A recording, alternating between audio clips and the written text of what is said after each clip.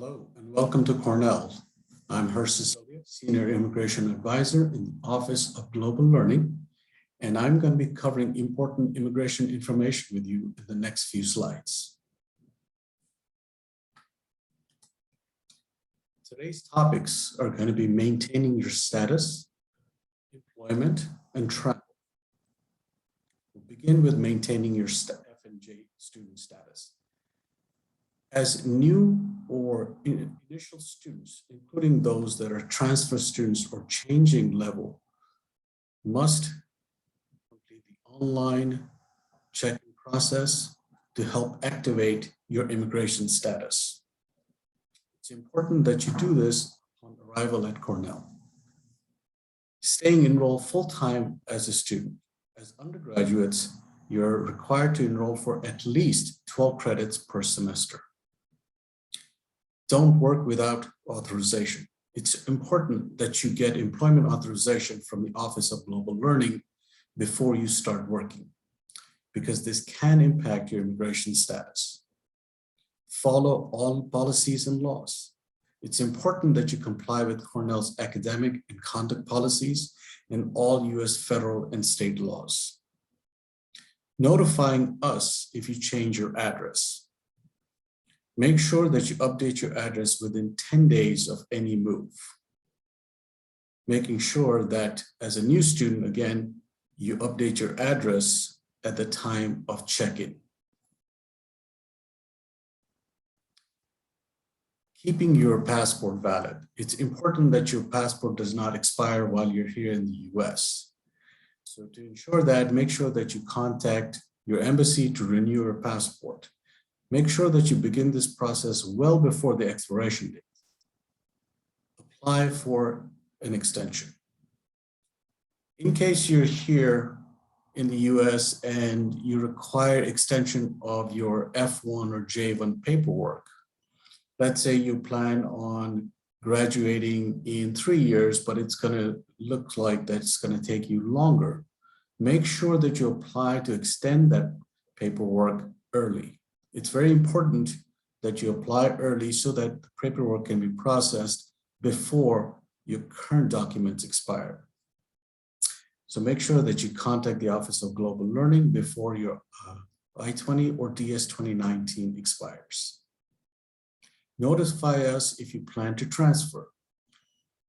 So make sure that you contact our office if you plan to transfer to another school or go on to another degree program elsewhere at Cornell or at another institution. If you transfer to another institution, then it's important that we go ahead and complete the transfer of your immigration record to that other school. Again, plan ahead and contact our office. Complete all reporting requirements.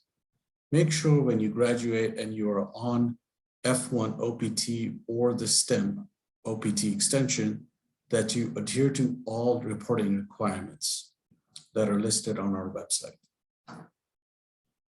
And finally, contact our Office of Global Learning Immigration Advisors with any questions. It's important that you contact our office to get the accurate immigration information necessary for your case and not rely either on Google or other internet searches or websites.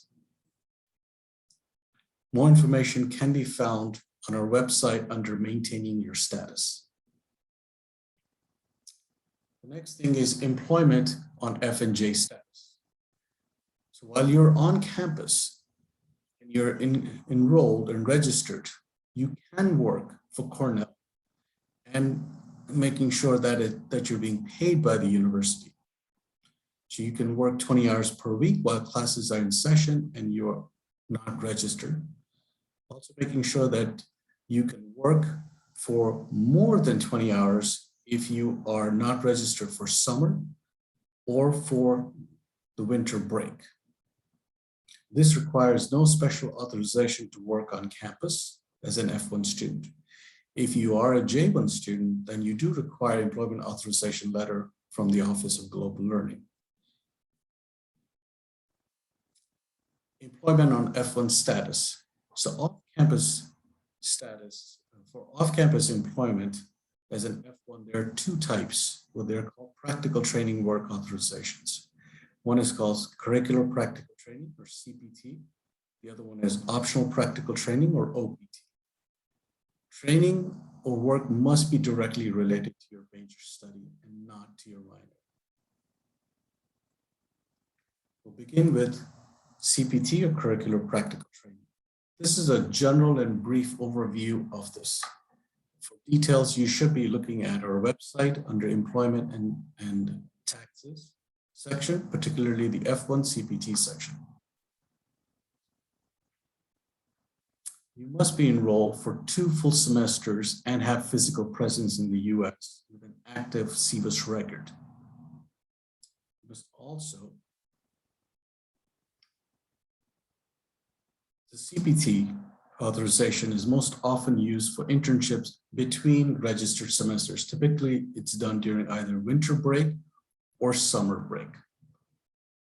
And this can only be used before your graduation.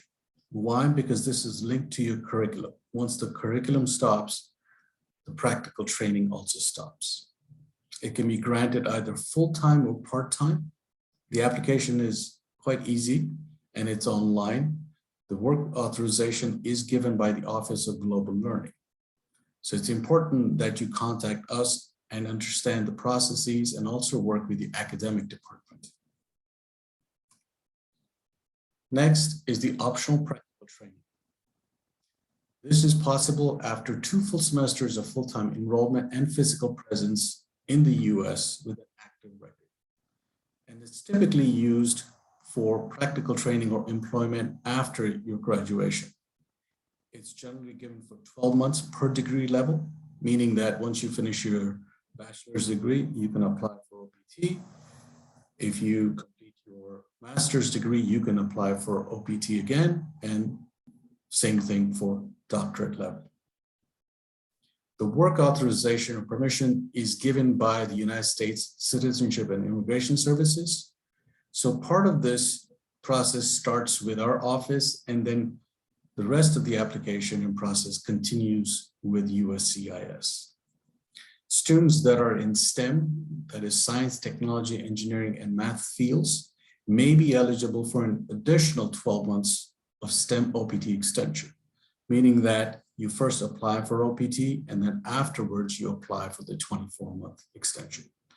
Again, this information is available on our website under the employment taxes section, and you can look at particularly under OPT and also the 24-month STEM OPT extension. Now we'll cover some travel information. So while you're in the US, you're going to need to sometimes travel back home, or travel outside the US for any other reason. So what you're going to need are going to be the following documents to re-enter under F1 status. Make sure that you have a valid passport, meaning that it's unexpired and in good condition.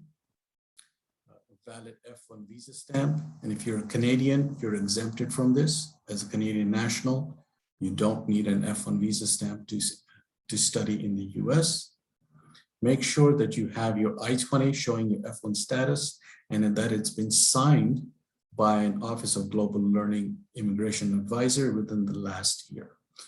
So making sure that on page 2, there's going to be a travel signature that's required. And generally speaking, it's valid for 1 year from the date of that signature. If you're a Canadian national, you need to obtain that signature every 6 months. So it's only valid for 6 months for Canadian nationals. Make sure that you also have your proof of financial support.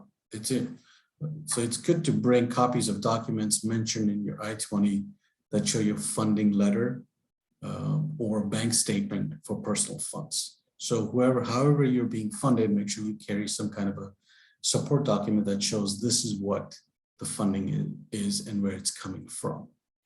Also a good idea to carry a proof of Cornell enrollment, such as your enrollment certificate or transcript. And that shows that you have been enrolled full-time and that you're complying with the enrollment requirements. More information on this can be obtained from our website under the travel documents section. This concludes our presentation. You're more than welcome to contact us Monday through Friday, 8:30 to noon and 1 to 4:30 p.m.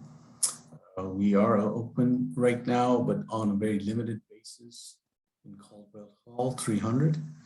But we're more than happy to engage with you via phone, email, or online Zoom appointments. Our phone number is 607-255-5243, and you can also email us at international@cornell.edu. Have a wonderful rest of the semester.